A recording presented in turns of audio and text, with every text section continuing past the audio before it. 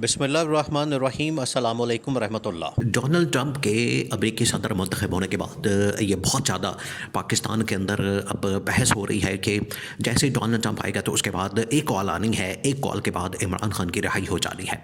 Call आएगी direct establishment को, general Asim को, क्योंकि हुकूमत की तो इतनी औकात नहीं, हुकूमत की तो इतनी वक़्त नहीं, हुकूमत की तो इतनी हैसियत नहीं है कि इस हुकूमत को कॉल की जा सके। तो कॉल आएगी डायरेक्ट किसको? जनरल आसिम को। और ये पाकिस्तान की तारीख बताती है कि जब भी यहाँ पर अमेरिका की जानिब से कॉल आती है तो उसको इनकार नहीं किया जाता।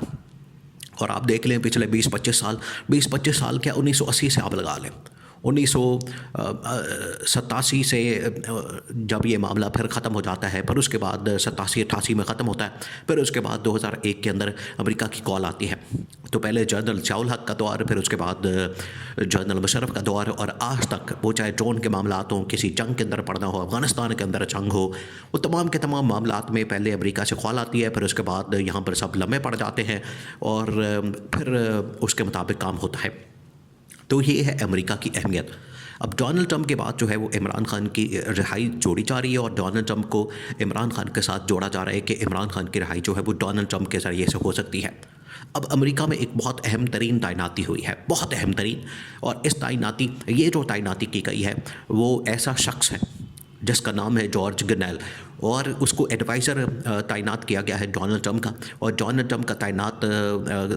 ट्रंप का एडवाइज़र तैनात करके उसको ये टास्क दिया गया, ज़िम्मेदारी दी गई कि खित्ते के बहुत अहम तरीन जो खित्ते हैं, जिसमें पाकिस्तान का खित्ता भी शामिल है, यहाँ पर ये जो पूरा एक बर सगीर का खित्ता है जिसमें पाकिस्तान है, चीन है, इंडिया है, अफ़गानिस्तान है, ईरान है, ये वाले ख़त्ते की जो सूरत हाल और इसकी जो ब्रीफिंग और इसकी जो तमाम की तमाम रिपोर्ट्स हैं वो प्रेजेंट करेगा वो एडवाइज़र जिसका नाम जॉर्ज गनेल है।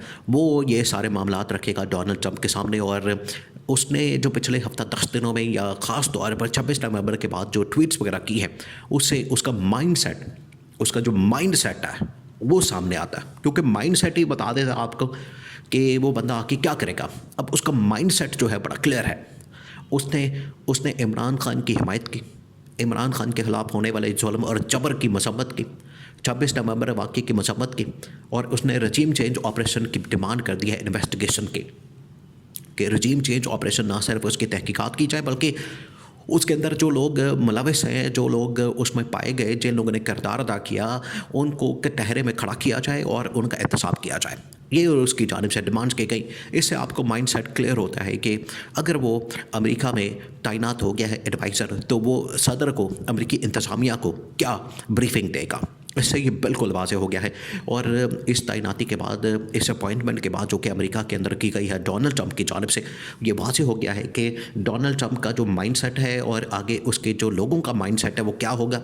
और वो पाकिस्तान के मुतालिक 2 टुक अंदाज में पर फैसला करेंगे, ख़ास तौर पर इमरान खान के मुतालिक। देखिए, डोनाल्ड ट्रंप की वैसे ही इमरान खान के साथ बड़ी दोस्ती है, यारी है, और उसके साथ बड़ा अच्छा ताल्लुक़ है, उसके साथ बड़ी अच्छी सलाम दुआ है।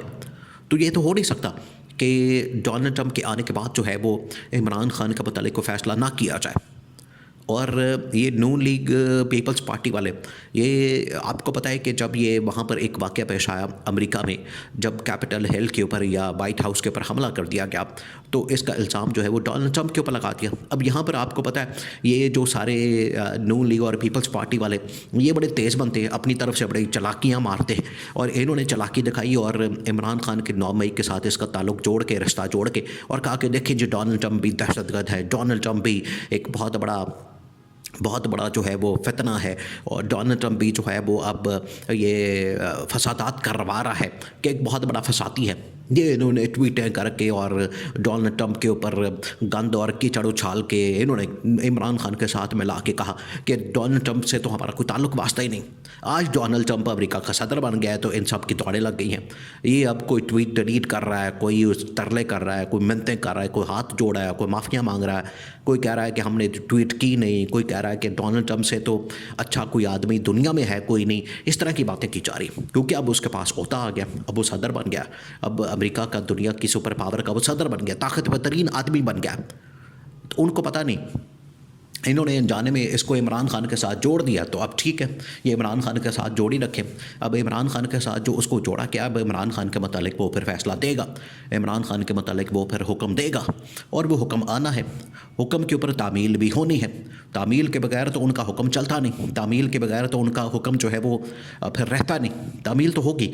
और इसी सिलसिले में ये बड़ी डेवलपमेंट्स हुई हैं। उसमें सबसे बड़ी डेवलपमेंट ये कि उसने ऐसे शख्स को वहाँ पर तैनात किया है एडवाइज़र के तौर पर, जो कि इमरान खान की तरफ झुकाव रखता है। उसने ना सिर्फ 26 नवंबर के वाक़े की बड़ी खुलकर जो है वो मज़म्मत की, और कहा कि ये पाकिस्तान के अंदर किस किस्म का ज़ुल्म और जबर किया जा रहा है। इस किस्म का ज़ुल्म और जबर क्या किसी जमहूरी मुआशरे के अंदर किया जा सकता है कि एहतजाज करने वाले मासूम बेगुनाह और नहते लोग सड़कों पर आते हैं, डी चौक में आप उनके पर सीधी गोलियाँ मार देते हैं, सीधे फायर मारते हैं, आप उनको बख्शते नहीं।